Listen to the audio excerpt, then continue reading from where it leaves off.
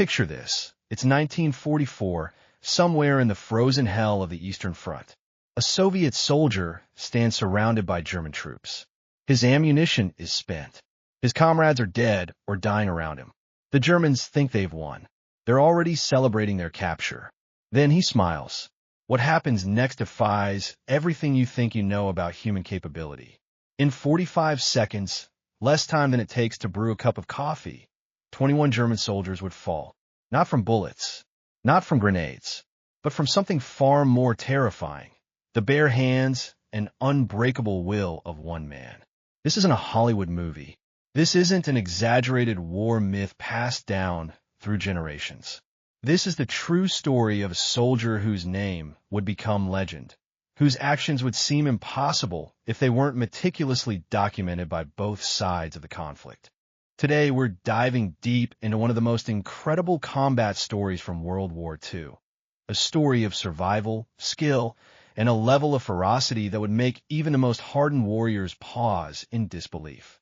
This is the story of how one captured soldier turned the tables in the most spectacular and brutal way imaginable.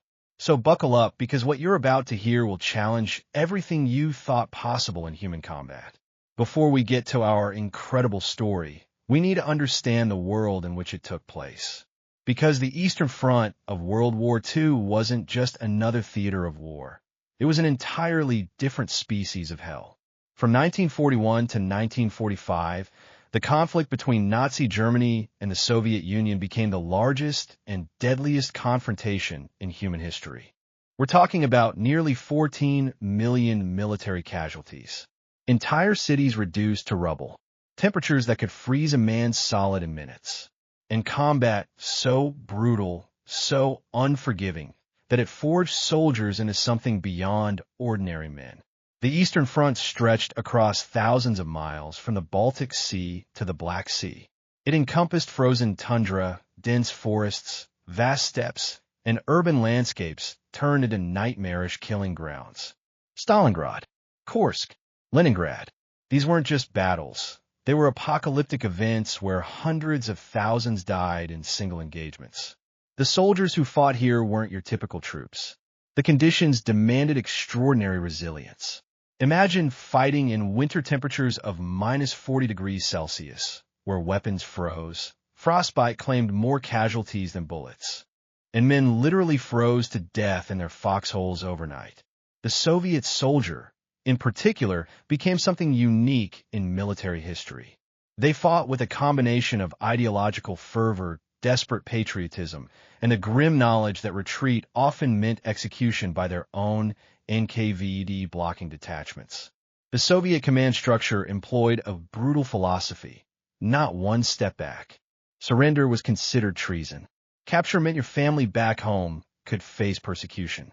This created soldiers who fought with an intensity that shocked even hardened Wehrmacht veterans. Soviet troops developed a reputation for tenacity that bordered on the supernatural.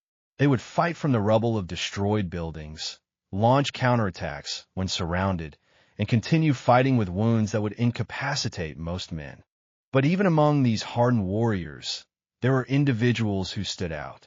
Special forces soldiers, reconnaissance troops, men trained not just to fight, but to survive behind enemy lines, to kill silently, and to turn their very bodies into weapons. Our story centers on one such soldier.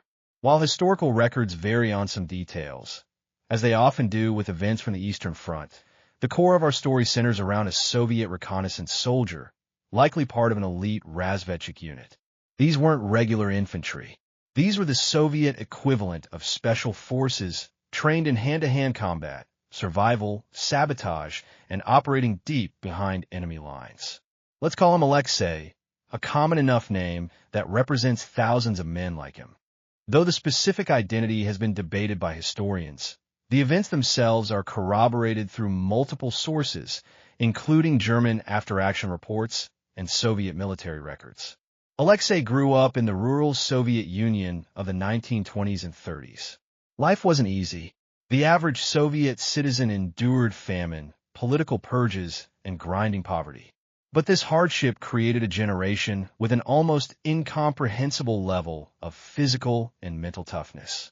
From childhood, survival meant working from dawn to dusk, enduring harsh winters, and learning to make do with almost nothing. When war came in 1941, Alexei was in his early 20s, prime age for military service. But he wasn't drafted into a regular rifle division. His physical capabilities, intelligence, and certain psychological traits caught the attention of Soviet military recruiters looking for special operations candidates. Soviet Special Forces training was, to put it mildly, extreme. Recruits underwent conditioning that would be considered brutal even by today's Special Forces standards.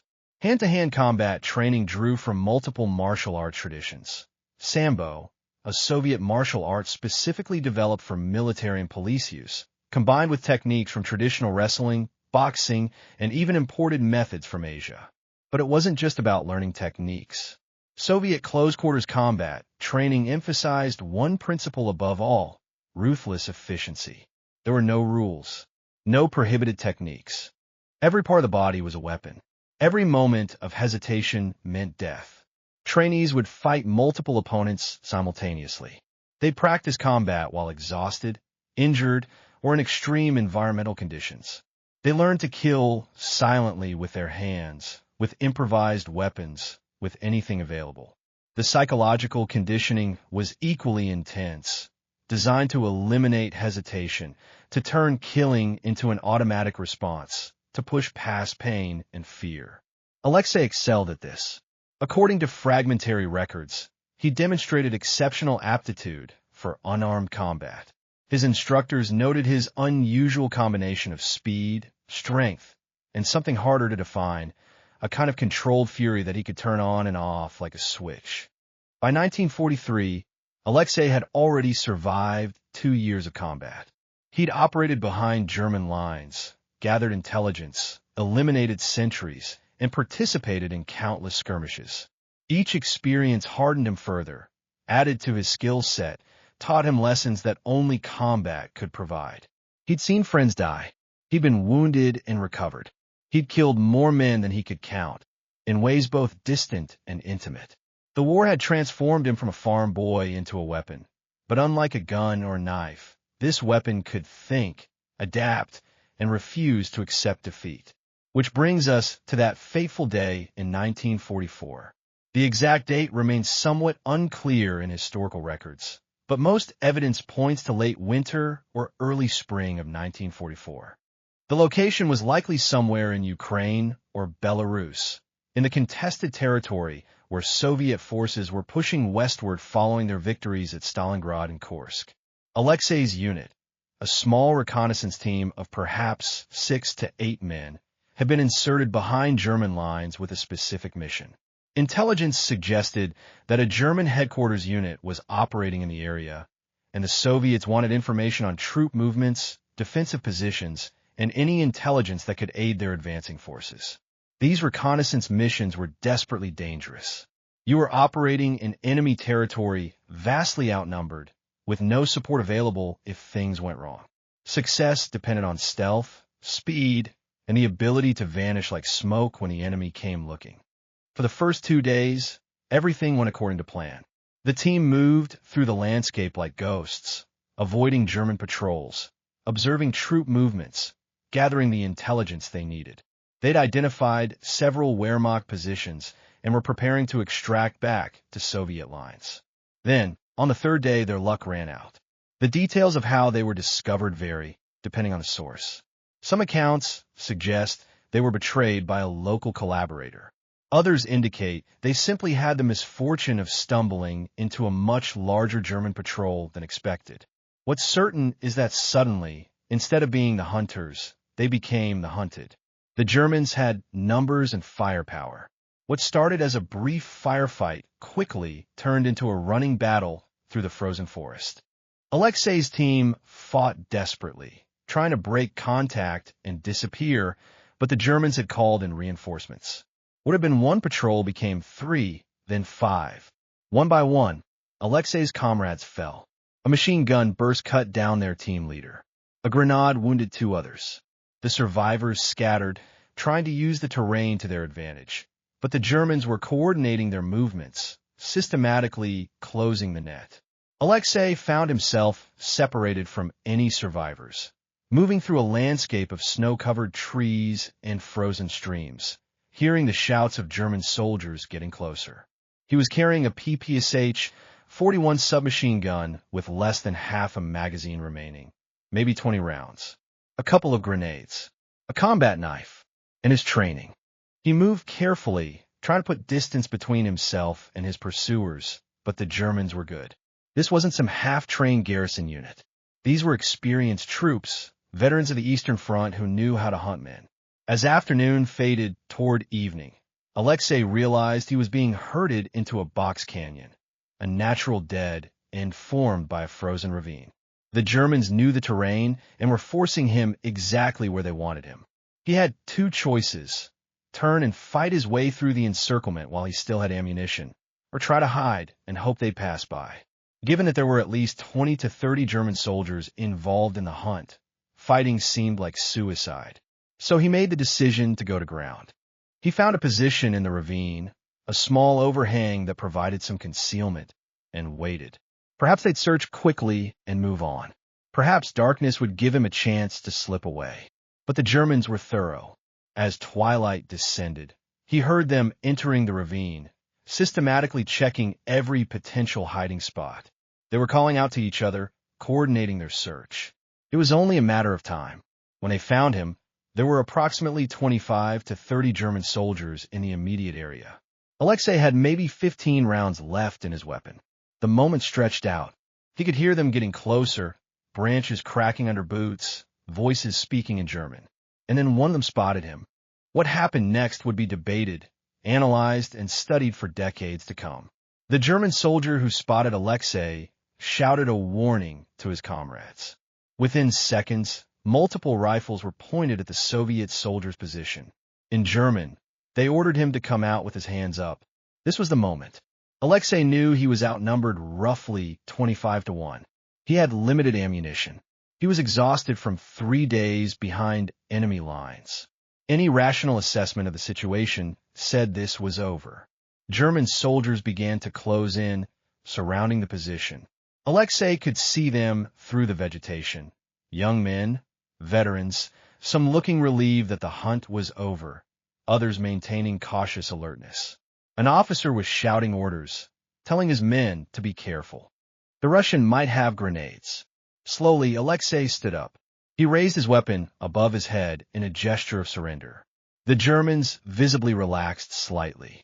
Several later accounts would mention that at this point, some of them began to smile, perhaps making jokes about finally catching their quarry after hours of pursuit.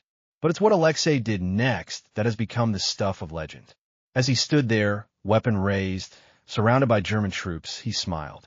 Not a friendly smile, not a nervous smile.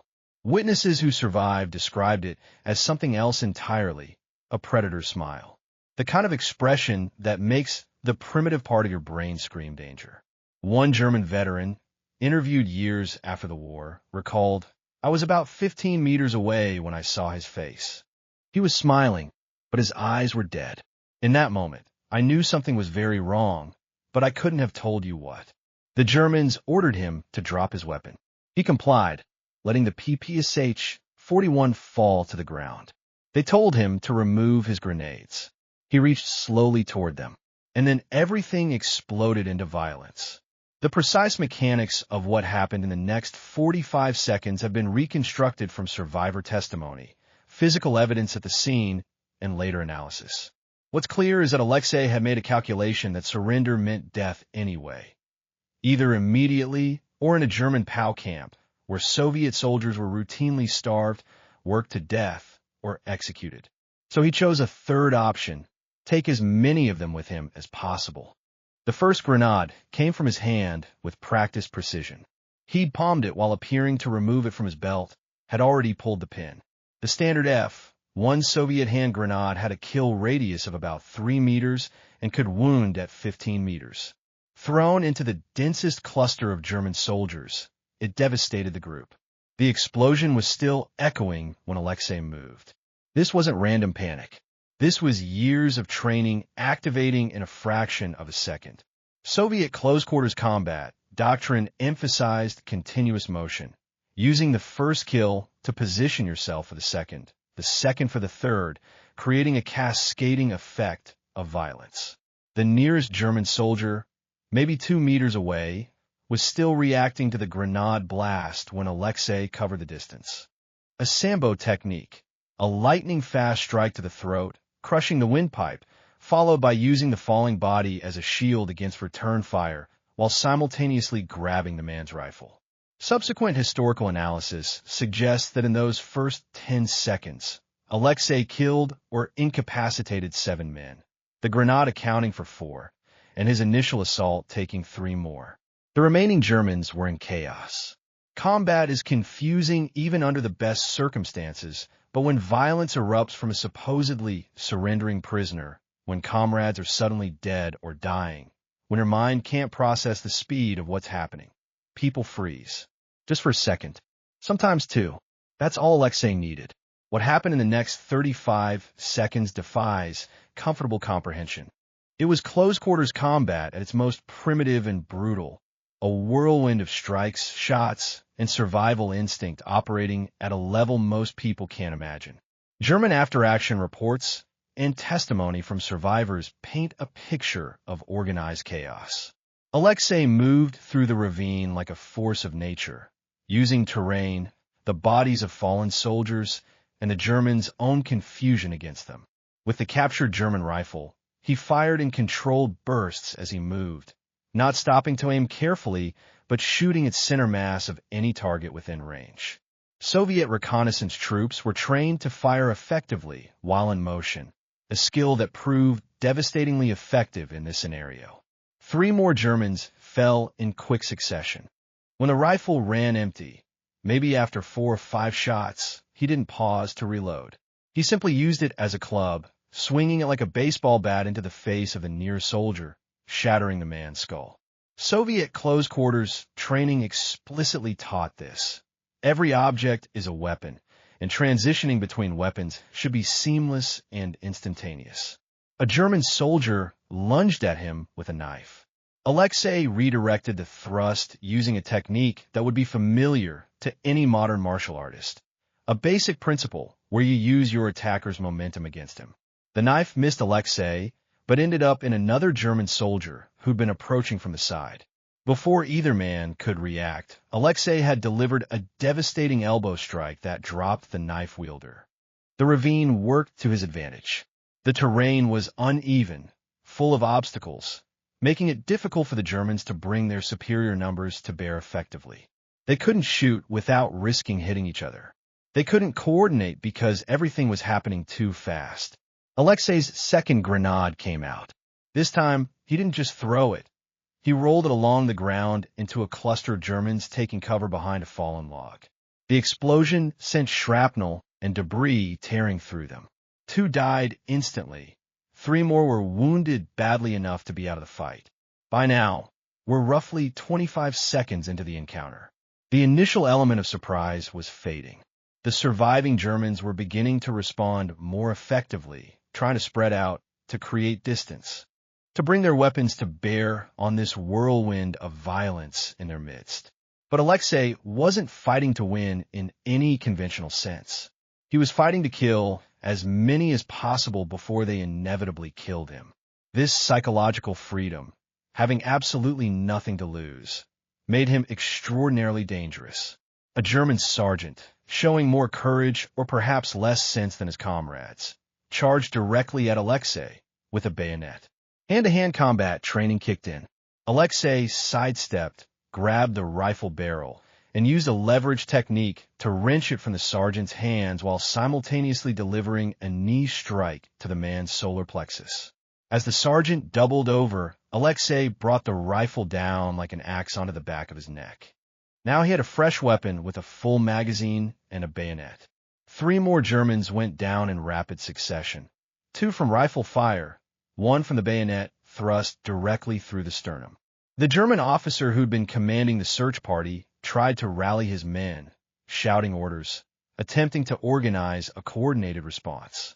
Alexei saw him and recognized the threat. In combat, taking out leaders creates confusion and degraded effectiveness. He put 2 rounds into the officer's chest. By the 40-second mark, the ravine was a scene of absolute carnage. Bodies and wounded men lay scattered across the frozen ground. The air was thick with gun smoke and the smell of blood.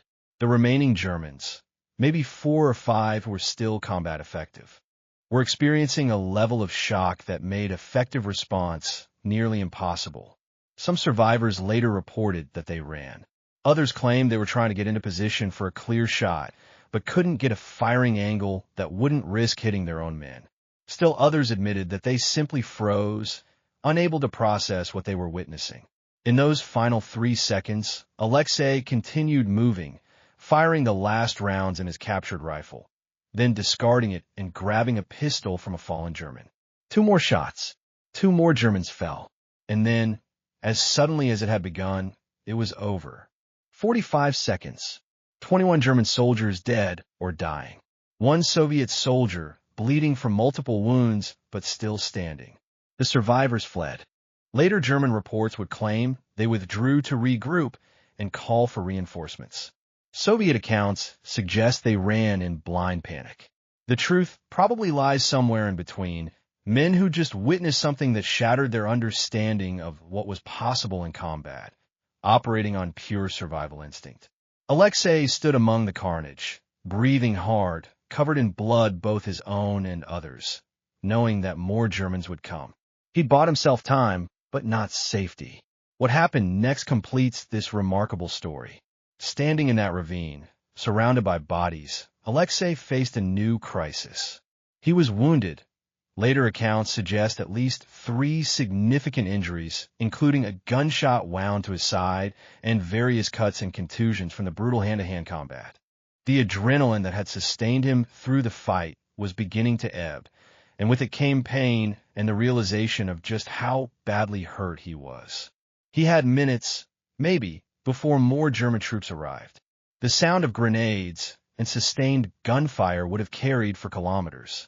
Every German unit in the area would be converging on this location. With the methodical thinking that characterized Soviet reconnaissance training, Alexei quickly assessed his situation and resources. He gathered weapons from the fallen Germans, a Mauser rifle with ammunition, a couple of stick grenades, a first aid kit. He found a German winter coat that wasn't too blood-soaked and put on over his Soviet uniform, a crude disguise that might provide a few seconds of confusion if he encountered more Germans. Then he moved. Despite his wounds, despite the exhaustion, despite everything his body was screaming at him, he moved. Because stopping meant death, and after what he'd just done, after killing 21 German soldiers with his bare hands and whatever weapons he could grab, stopping was simply not an option. He headed east, toward Soviet lines, moving through the forest with a combination of training and pure determination. Several times over the next hours, he heard German search parties, but whether through luck or skill, he avoided detection. The German winter coat likely helped. At a distance in fading light, he could pass for one of their own. As night fell completely, the temperature plummeted. This presented its own danger. Wounded and bleeding, Alexei was at serious risk of hypothermia. But the same brutal Eastern Front winter that threatened to kill him also helped. The Germans scaled back their search as darkness and cold made it too dangerous to continue. They'd find his trail again in the morning, but for now, he had relative safety. He walked through the night, using the stars for navigation, pushing through pain and fatigue. Periodically, he'd stop to address his wounds as best he could with the German first aid kit. But movement was the priority. Every kilometer he covered was a kilometer closer to Soviet lines and further from German pursuit. As dawn broke, he was still moving. Soviet accounts suggest he encountered a Soviet patrol later that morning, roughly 15 to 20 kilometers from where the fight had occurred. The soldiers initially almost shot him, seeing the German coat, but he called out in Russian, identified himself, and effectively collapsed. He was evacuated to a field hospital where doctors worked to stabilize him. The gunshot wound had caused significant internal bleeding. He lost a lot of blood. Combined with exposure and exhaustion, He was in critical condition. But he survived, because if that fight in the ravine had proven anything, it was that this was a man who refused to die easily. During his recovery, his story began to spread. The Germans had reported the incident. Their records spoke of a Soviet soldier who'd killed at least 21 men in close-quarters combat before escaping. Soviet intelligence gathered this information and cross-referenced it with Alexei's own report. Initially, there was skepticism. 21 men? In 45 seconds? It seemed impossible, the kind of exaggerated war story that soldiers tell to boost morale. But then Soviet forces overran the area where the fight had occurred. They found the ravine. They found the bodies, 21 German soldiers, killed in exactly the manner Alexei had described. The physical evidence corroborated every detail of his account. The Soviet military awarded him multiple decorations for his actions. But interestingly, the story wasn't widely publicized during the war. Soviet propaganda preferred certain types of heroic narratives, and this one, a soldier who'd been captured and then killed his way out, didn't fit the preferred template of never surrendering. It was only after the war that the full story began to emerge, pieced together from both Soviet and German records, from survivor testimony, and from Alexei's own accounts given to military historians. So what can we learn from this extraordinary story? What does it tell us about human capability, about combat, about the extremes to which people can be pushed? First, it demonstrates the effectiveness of proper training. Alexei wasn't superhuman. He was a well-trained soldier who'd practiced close-quarters combat thousands of times under stress conditions. When the moment came, his training allowed him to act while others hesitated. Every technique he used had been drilled into muscle memory through repetition. Second, it shows the power of psychological preparation. Soviet Special Forces conditioning didn't just teach physical techniques. It prepared soldiers mentally to fight without hesitation, to channel fear into action, to operate effectively under the most extreme stress. When Alexei smiled at those German soldiers, it wasn't bravado. It was a man who'd already decided what came next and had made peace with it. Third, the story illustrates how desperation can unlock capabilities that seem impossible under normal circumstances. Alexei knew he was fighting for his life. He knew capture likely meant death. This created a psychological state where normal human limitations, hesitation, fear of injury, concern for consequences, simply evaporated. He had nothing to lose and everything to gain by fighting with absolute commitment. Fourth, it demonstrates the importance of adaptability in combat. Alexei didn't have a plan beyond the first grenade throw. Everything after that was improvisation, adapting to constantly changing circumstances, using whatever was available as a weapon, exploiting every advantage the terrain and chaos provided. This kind of adaptive thinking can't be fully taught. It emerges from a combination of training, experience, and innate capability. The story also entered military training curricula. Various special forces units around the world studied the engagement as an example of maximizing effectiveness in impossible odds. The tactics he employed, using surprise, controlling the space, maintaining constant movement, creating chaos that prevented effective enemy response, became teaching points. For the average person, stories like this can seem almost mythical. How does one man kill 21 trained soldiers in less than a minute? But when you break down the mechanics, when you understand the training, the psychology, and the circumstances, it becomes more comprehensible. Not easy, not replicable by just anyone, but comprehensible as an extreme example of what becomes possible when skill, preparation, and desperate determination intersect. Alexei himself, in interviews conducted in later years, was characteristically modest about the incident. He described it not as some heroic feat, but simply as doing what needed to be done to survive. He spoke about his fallen comrades from that mission, expressing regret that he'd been the only one to make it back. Like many combat veterans, he seemed more focused on those who didn't survive than on his own extraordinary actions. He lived into the 1980s, dying of natural causes at a respectable age. Those who knew him in peacetime described him as a quiet man, someone who didn't talk much about the war, who seemed to prefer simple pleasures, gardening, reading, time with family. The warrior who'd killed 21 men in 45 seconds had returned to being simply a man. The story of those 45 seconds in a frozen ravine in 1944 remains one of the most extraordinary combat accounts from World War II. It stands as a testament to human capability under extreme duress, to the effectiveness of proper training, and to the terrible things that war asks of people. It's also a reminder of the individual stories that exist behind the massive statistics of that conflict. When we talk about 14 million military casualties on the Eastern Front, it's easy to lose sight of the individual humans involved, each with their own story, their own moment of crisis, their own extraordinary acts of courage or desperation or both. Alexei's story survived because it was so exceptional, so beyond normal human experience, that it demanded to be recorded and remembered. But how many other stories, only slightly less remarkable, were lost in the chaos of that terrible war? How many other soldiers did extraordinary things that were witnessed by too few or by none at all? We remember these stories not to glorify war. There's nothing glorious about a ravine filled with bodies, about men killing each other in the most brutal ways imaginable. We remember them to honor the individuals who endured these experiences, to understand the extremes to which humans can be pushed, and hopefully to remind ourselves why such conflict should be avoided at all costs. If you found this story as fascinating as I do, please consider subscribing to the channel. Hit that like button and drop a comment below. I'd love to hear your thoughts on this incredible account. Are there other World War II stories you'd like to see covered? Let me know. Remember, these aren't just stories from a history book. These are real events that happened to real people. People who showed us what humans are capable of when pushed to absolute extremes. Thank you for watching, and I'll see you in the next video.